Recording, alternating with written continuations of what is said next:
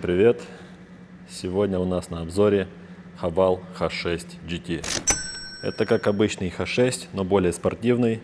У него очень интересная форма, модная, как у X6, X4 и так далее. То есть это кроссовер купе. Вот такая красивая корма. И давайте посмотрим, что из себя представляет вот этот автомобиль. Машина имеет 2-литровый бензиновый двигатель, 7-ступенчатый робот и 211 лошадей. Плюс ко всему очень интересен из-за того, что у него есть специальный режим. Кроме спорта есть еще режим гонка. В этом режиме у него меняется звук выхлопа. Сейчас мы на это посмотрим, а пока что вот смотрите, как он выглядит снаружи. Имеет спортивный такой бампер. Кроме этого имеет вот такие накладки на пороге. Да? Красивый спортивный спойлер. Вот такой. Здесь есть тоже. И вот такая задняя часть. Фальш трубы, но они все равно есть. Вот с обеих сторон. Сейчас посмотрим, как все это звучит. Полный привод, что очень тоже важно. 19-е колеса. Как по мне, я бы добавил чуть-чуть вылета. Но все равно с такими черными дисками выглядит это довольно спортивно. И давайте сядем в машину, посмотрим, что в ней внутри. Есть бесключевой доступ, датчики мертвых зон. Все в салоне либо в алькантаре, либо в карбоне. И есть кожа, конечно, перфорированная. Вот так, даже здесь есть такой материал под карбон. Алькантара, спортивные сиденья, ковши. Вот так-то. Тут на торпеде видим тоже есть карбон, пластик. Он такой структурный, интересный. И что ж, давайте заведем автомобиль.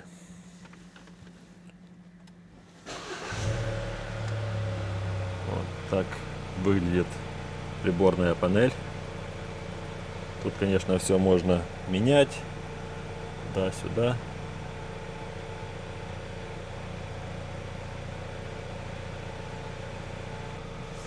Но самое главное, что я вам хотел показать, в меню мы многое не посмотрим. Да, есть подогрев, есть обдув, вентиляция, то есть передних сидений, есть подогрев задних сидений, есть подогрев руля. Но вот эти 7 режимов езды: стандарт, спорт, эко, снег, гонка, песок и оффроуд. Вот смотрите, ставим спорт. Вообще ничего не изменилось, кроме аварийки. Замигала аварийкой. И сейчас же ставим в режим гонки. Вот повысились обороты, поменялась приборная панель.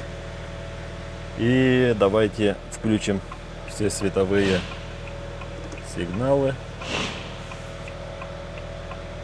И посмотрим, как это звучит.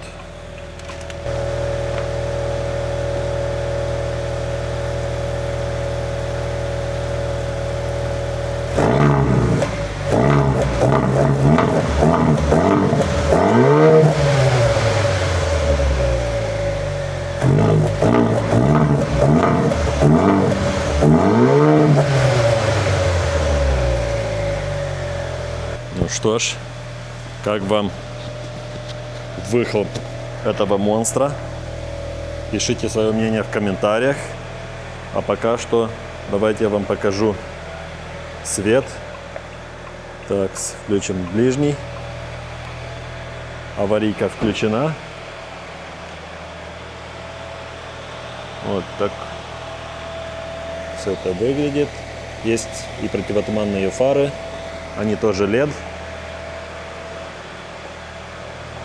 И вот такие задние фонари красивые. Надпись H6 черным и GT красным. Тут полный привод. Тут у нас есть подрулевые лепестки, управление мультимедией и экраном. Есть проекция, подогрев лобового стекла. Вот такое зеркало заднего вида. Тут такие кнопки: открывание багажника, уровень света, отключение ESP и спуск горы. Есть Ambient Light, сейчас она красным, если вам видно, светит, да? Включим аварийку. Поставим режим эко. Вот так. Сразу упали обороты. Здесь несколько кнопок, которые дублируют функции климата. И есть кнопка камеры 360. Очень хорошего качества, как и на Tank 300 и 500. Тут можно выбрать очень много режимов. Для меня самый приятный режим это вот такой, когда видны передние и задние колеса. То есть вы можете вот поставить это передние. Да, если закрыть дверь, то будет понятно, что за режим. Вот передняя левая, передняя правая. Да. И также сзади. То есть вы можете увидеть абсолютно все вокруг автомобиля. Так, тут есть беспроводная зарядка, подстаканники. Кстати, тут очень прикольная такая ниша для телефона. Сейчас посмотрим. Зайдет он. Вот. Идеально. Просто я наоборот его поставил. Вот так. Тоже интересно. Управление коробкой. Вот. Драйв. Нейтралка. Задняя передача. Задняя передача сразу включает и камеру. И паркинг. Ручник. И автохолд. Тут у нас есть подлокотник. Довольно глубокий. Вот так-то. Есть панорамная крыша с черным потолком. Она вся тут открывается и так далее. Но мы закроем лучше ее. И закроем. Хочу показать, как выглядит черный потолок. Реально придает спортивности любому, наверное, автомобилю черный потолок. Он не из алькантары, но из очень приятной ткани. Так, давайте заглушим двигатель. Вот я 1,88 м, напоминаю. Сел удобно за рулем. И сейчас буду садиться сам за собой. Вот так. Очень много места. То есть, в принципе, хватает, учитывая, что это купе. Вообще очень комфортно, очень свободно тут чувствуешь себя. Плюс ко всему, смотрите, сколько места над головой.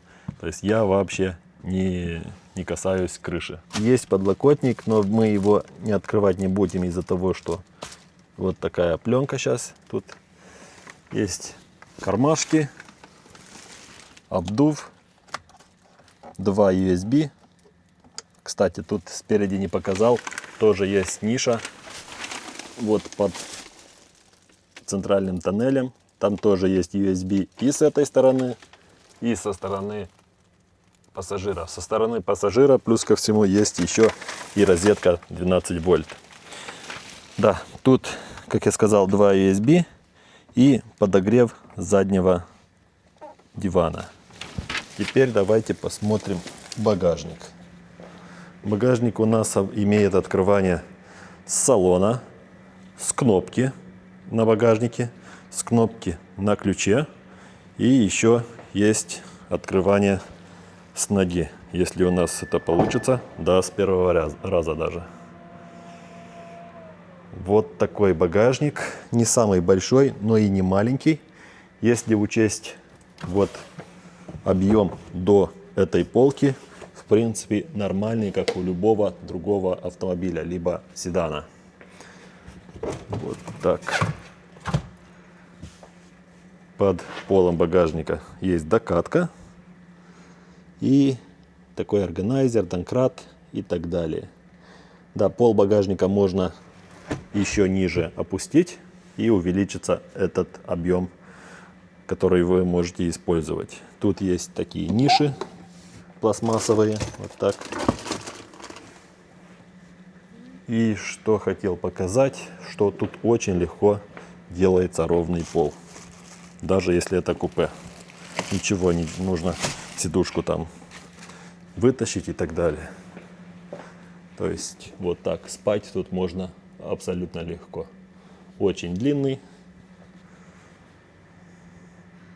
И закрывание также можно либо с ноги, либо от кнопки.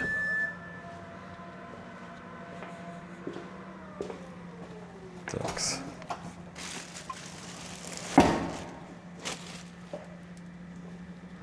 Вот так. Панорамная крыша.